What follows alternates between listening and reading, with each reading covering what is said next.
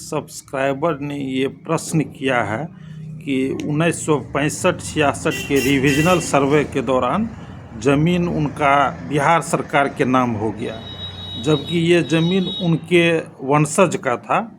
तो इस ज़मीन को वो कैसे हासिल कर सकते हैं और इसके बारे में डिटेल्स जानकारी कैसे प्राप्त कर सकते हैं। तो सबसे पहले तो मैं आप लोगों को ये बता दूं कि जो भी न्यूज़ XYZ पे वीडियो आप लोग देखते हैं उसके कमेंट बॉक्स में किसी भी प्रकार का प्रश्न यदि हो, ज़मीन से रिलेटेड किसी भी प्रकार का प्रश्न हो तो आप लिखें और आपको उससे संबंधित वीडियो दिया जाएगा। तो एक सब्सक्राइबर का ये प्रश्न था क्या कि उनके पूर्वजों की गलती की वजह से उनका अपना ज़मीन जो है 65-66 के रिविजनल सर्वे में बिहार सरकार के नाम से हो गया। तो इस ज़मीन को वो कैसे अब हासिल कर सकते हैं और इसके बारे में और इन्फॉर्मेशन कैसे प्राप्त कर सकते हैं, डिटेल्स कैसे प्राप्त कर सकते हैं। तो सबसे पहले तो आप सभी को ये बता दें कि वीडियो बहुत ही इम्पोर्टेंट होने वाला है और ये बहुत ही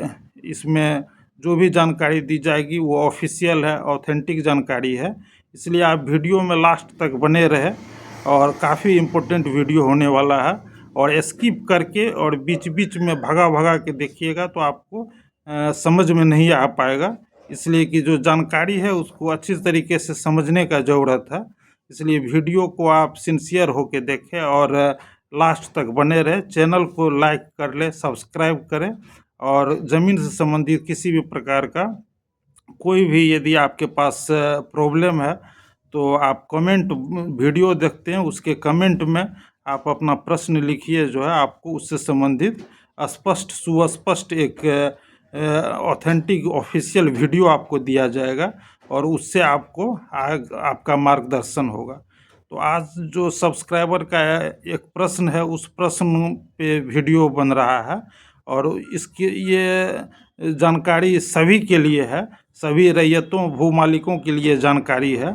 तो सबसे पहले तो ये जान ले कि यदि 1965-66 में आप यदि करेंगे पूर्वजों की गलती की वजह से बिहार सरकार हो गया, तो पूर्वजों पर की गलती आप नहीं कर सकते हैं, क्योंकि आज का टेक्नोलॉजी आप घर बैठे सब कुछ देखते हैं, मोबाइल पे देखते हैं, सब कुछ आपको घर बैठे सारी जानकारी आपको प्राप्त होती है। नेट पे सारा जानकारी है, यूट्यूब पे विभिन्न लोगों के द्वारा सारी जानकारी दिया जाता है।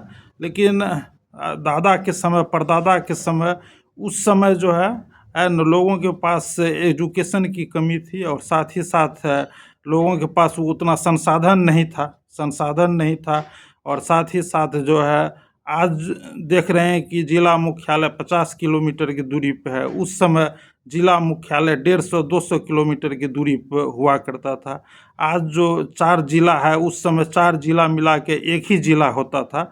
तो इसी स्थिति में जिला मुख्यालय जाना भी और वहाँ से नकल निकालना, वहाँ से सारा जानकारी प्राप्त करना, क्योंकि पहले सारा कुछ ऑफलाइन मोड में होता था।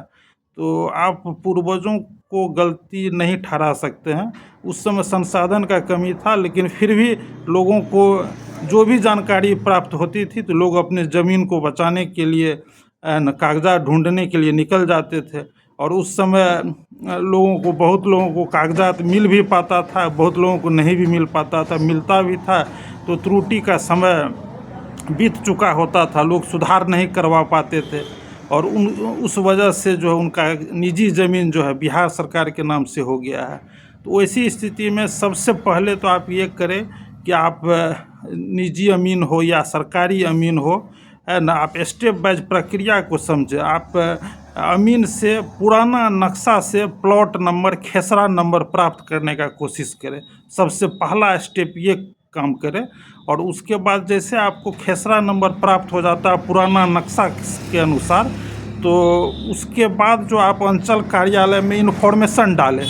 10 रुपये का एक फॉर्म आता है, इन्फॉर्मेशन डालें और उसके बाद ये जानकारी लेने का कोशिश करें उस इन्फॉर्मेशन के माध्यम से कि ये ज़मीन किसके नाम से है, कौन रसीद कटा रहा है, किसके नाम से जमाबंदी है। और खतियान के रजिस्टर में भी उनका रिकॉर्ड देख सकते हैं किन के नाम से खतियान है। ये सारा जानकारी आप अंचल कार्यालय से निकालने का प्रयास करें, नकल उसका लें और उसके बाद आप खतियान रजिस्टर में जिनके नाम पे होगा और यदि वो खतियान रजिस्टर में जिनके नाम पे है, तो उसके बाद यदि बिहार सरकार भी वर्तमान में दिखा रहा है, तो खतियान में जिसके वंशज के नाम से है तो उनका ज़मीन होगा जो है, लेकिन वो होगा कैसे? तो उसके लिए जो है राइट ये कोई अधिकारी या ऑफिसर आपको मदद नहीं करेंगे जो है न, उनके पास किसी भी प्रकार का कोई भी राइट नहीं है। ये राइट जो है सिविल कोर्ट को दिया गया है। सिविल कोर्ट में आप केस फाइल कीजिए, उसके बाद जो है बिहार सरकार के नाम से नोटिस जारी होगा और उस नोटिस में जो है न, बिहार सरकार से ये स्पष्ट पूछा जाएगा कि ये ज़मीन किस वजह से सर्वे में बिहार सरकार हो गया। यदि अधिकारी के द्वारा जो है बिल्कुल उपयुक्त जानकारी उनके द्वारा साक्ष्य के साथ दिया जाता है तो ठीक है न। कोर्ट ये दोनों तरह से देखेगी कि यदि सर्वे यदि आपका में यदि बिहार सरकार हुआ है और यदि उसमें उपयुक्त साक्ष्य यदि दिखाया जा रहा है, तो वैसी स्थिति में कोर्ट दो तरह का डिसीजन ले सकती है। यदि सही ढंग से यदि बिहार सरकार हुआ होगा तो आपका ज़मीन नहीं हासिल होगा। यदि सर्वे में त्रुटि की वजह से आपका ज़मीन बिहार सरकार हो गया है, लेकिन रिकॉर्ड में खतियान में आपके वंशज का दिखा रहा है, तो ऐसी स्थिति में कोर्ट निर्णय देगी और कोर्ट जो निर्णय देगी, जो डिग्री देगी, वो टाइटल होगा, भले म्यूटेशन हो चाहे नहीं हो। जो कोर्ट के द्वारा जो डिग्री हासिल हो गया है वह डिग्री जो है सर्वोपरि है और उसी के आधार पे जो है आपको ज़मीन हासिल होगा और उस ज़मीन को आप प्राप्त कर सकते हैं। एक सब्सक्राइबर का बहुत ही अच्छा प्रश्न था, इसलिए इससे संबंधित एक वीडियो दिया जा रहा है। चैनल को आप लाइक करें, सब्सक्राइब करें।